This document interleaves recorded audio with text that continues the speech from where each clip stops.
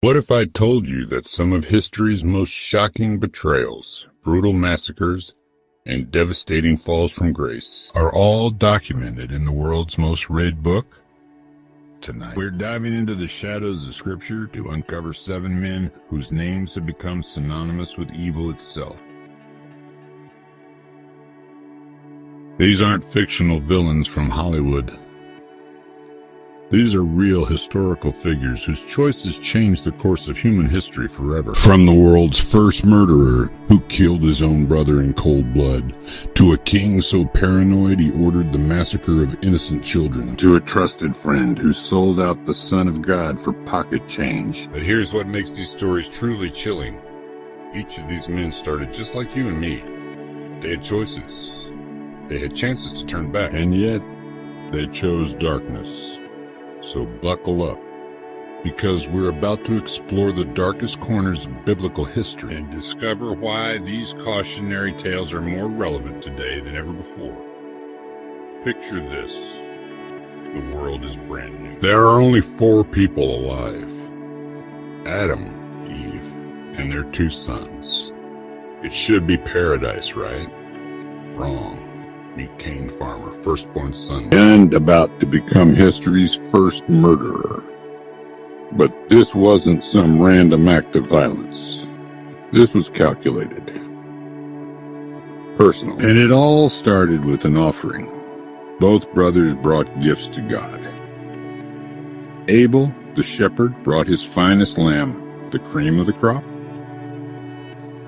Cain, he brought vegetables. Just regular produce from his field, not his best, just whatever. And God, he wasn't impressed. Nah, here's where the story gets interesting. God didn't reject Cain, just his half-hearted offering. In fact, God even gave Cain a warning. Sin is crouching at your door, and it desires to have you, but you must rule over it. But Cain had a choice to make. He could humble himself, improve his offering, and try again. Or, hey Abel, want to take a walk? Those might have been the last words Abel ever heard from his brother. Because out there in that field, jealousy consumed Cain completely. He raised his hand against his own flesh and blood, and human history's first murder was committed. The aftermath? When God asked where Abel was, Cain had the audacity to say, "Am I my brother's keeper?" But blood cries out, and God heard it. Cain was cursed to wander the earth as a fugitive marked but protected, carrying the weight of that moment forever. The lesson? Jealousy doesn't just hurt others. It destroys the one who harbors it. Fast forward several generations to ancient Egypt, where the most powerful man in the known world sat on a throne of gold. Pharaoh wasn't just a king. He was worshipped as a living god. And that's exactly the problem. For 400 years, the Israelites had been slaves in Egypt. 4 centuries of brutal oppression, forced labor, and suffering. But then something unprecedented happened. God sent a messenger. A shepherd-turned-prophet named Moses walked into the most powerful court on earth with an impossible demand. Let my people go. Pharaoh's response, who is the Lord that I should obey him? I don't know the Lord, and I will not let Israel go. Big mistake. What followed was the ultimate supernatural showdown. 10 devastating plagues that brought the mighty Egyptian empire to its knees. Water turned to blood. Frogs invaded every corner of the kingdom. Darkness so thick you could feel it. And after each plague, Pharaoh would crack. Okay, you can go. But as soon as the pressure was off, never mind. I changed my mind. This wasn't just stubbornness. This was a man so drunk on power that he'd rather see his entire nation destroyed than admit he was wrong. The final plague was the breaking point. The death of every firstborn son in Egypt. including Pharaoh's own child. Finally, he let them go. But even then, his pride wouldn't let it end. He chased them with his entire army to the Red Sea, where the waters that parted for Israel became a watery grave for Pharaoh and his forces. The lesson? When you think you're God, you forget you're mortal. Now let's talk about King Ahab. A man who had everything but threw it all away because he couldn't say no to his wife. Ahab ruled Israel during what should have been a golden age. He was wealthy, powerful, and commanded respect. But he had one fatal flaw. He was easily manipulated.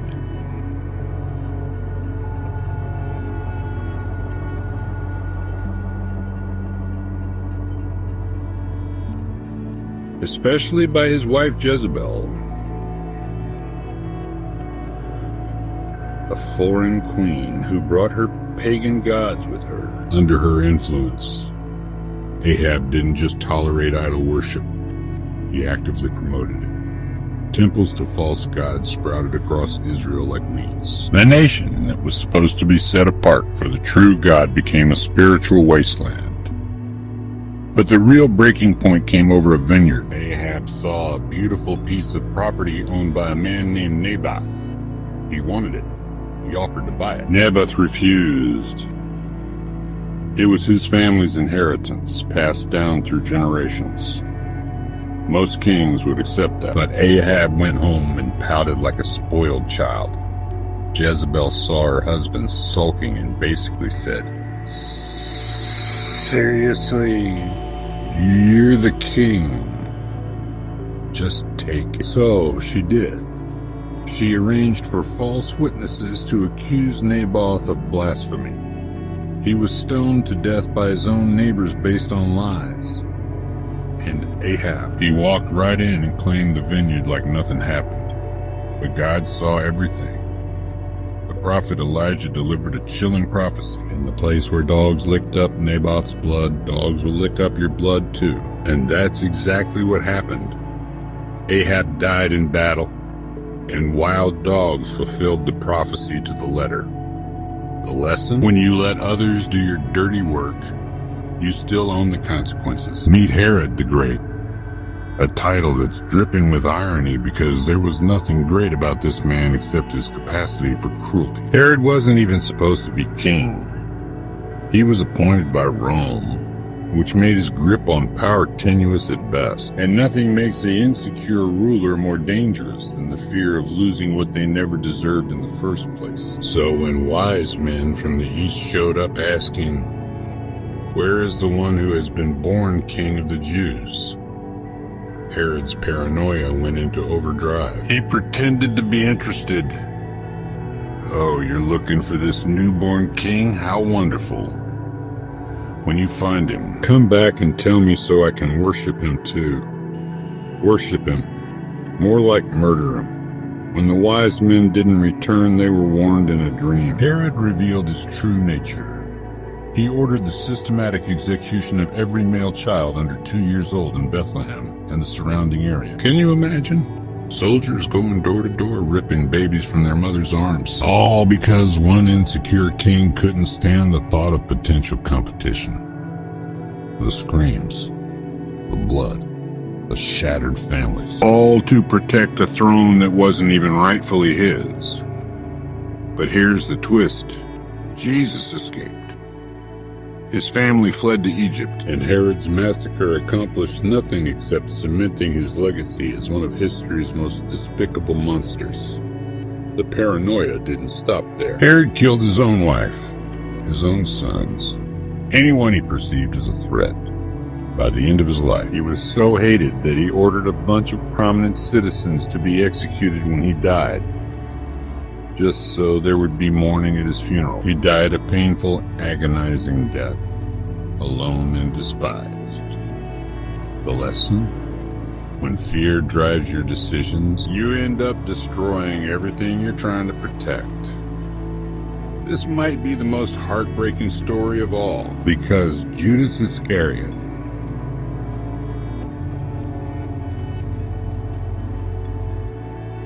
had a front row seat to the greatest show on earth. and he threw it all away for 30 pieces of silver. Think about it. Judas walked with Jesus for 3 years. He saw the blind receive sight, the lame walk, the dead raised to life. He witnessed miracles that defied every law of nature. He heard wisdom that changed hearts and transformed lives. He was part of the inner circle, one of the chosen 12. He had Jesus' personal cell phone number, so to speak. And yet, greed was quietly growing in his heart like a cancer. As the treasurer of the group, Judas had been skimming money for himself. Small compromises that seemed harmless at first. But compromise is like a crack in a dam. Eventually, the whole thing gives way. When Mary poured expensive perfume on Jesus' feet, Judas complained it was wasteful. "We could have sold this and given the money to the poor," he said. But John tells us the truth. Judas didn't care about the poor.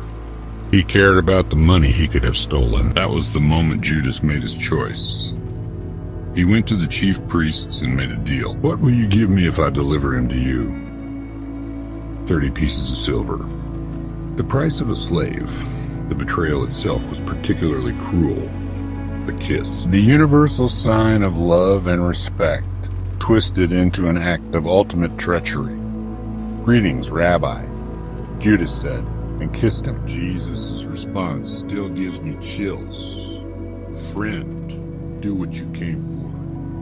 Friend." Even in that moment, Jesus called him friend. But the money burned in Judas's hands when he realized what he'd done, that he'd betrayed innocent blood. The guilt consumed him. He tried to return the silver, but it was too late. The machinery of crucifixion was already in motion. Overwhelmed by remorse, Judas took his own life, choosing death over the possibility of forgiveness. The tragedy. Jesus would have forgiven him. Gave Peter, who denied him 3 times.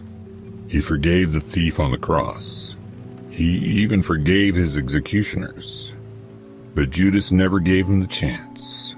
The lesson? Small compromises lead to great disasters, but it's never too late to seek forgiveness. Until you decide it is. Now we meet Nebuchadnezzar, the king of Babylon. A man so powerful he thought he could challenge God himself.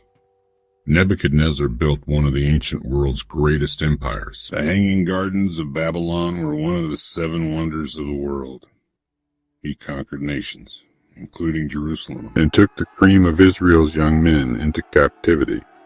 But power is intoxicating, and Nebuchadnezzar was drunk on it. He built a massive golden statue, 90 feet tall, and demanded that everyone worship it.